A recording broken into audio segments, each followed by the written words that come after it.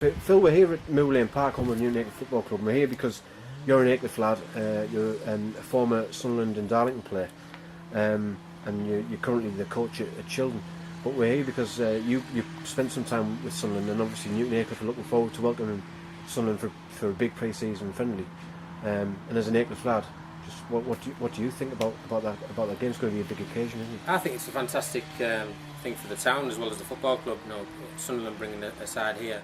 Hopefully they bring an experienced side as well, and you get a good gate. I think it's nothing but good for the club. I think clubs in the Northern League need a few marquee games like this. Obviously it brings in some finance, but it also might bring some extra supporters along to the club for the first game of the season. Yeah, unfortunately you've never been involved with Aycliffe in recent years.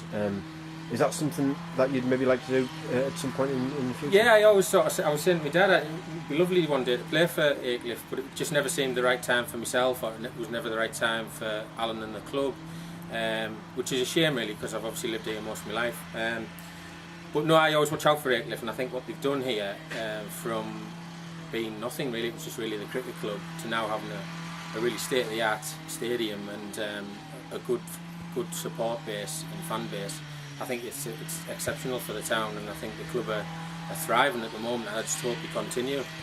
Have you been surprised with just how much progress the club has made in recent years? People talk, it's been a big talk in the town in over the years about how the town should have a football club, and it's just shot up in the last 3 years. Have you been surprised with how quickly it's happened? Yeah, I think if you look at the amount of players that live in Aycliffe that have gone on to play in the pro level, I think there's it's fanatical in Aycliffe about football, and it always needed that football club, going back to the Wayside days. And I think what Alan and the committee and people like yourself have done and to build this up and climb the league so quickly, I think it's amazing. The club does need a football club. I think the supporters that you get, I think you're getting 200-300 crowds each week. I said that proves that you need a football club. I know it's hard financially for a club to set up, but the results you got last year, I think we were in the top 6 most of the season. I think you surprised everyone, but I think it wasn't surprising for me, because I think you've always kept the core squad together, and that's priceless. You just need to add 1 or 2 to get a good blend. But if you've kept the lads through for the sort of Sean Town and people like that for the seasons before, I think you just need to add 1 or 2 to grow. You're an Aycliffe fan, so you know how many Sunderland fans are in the town.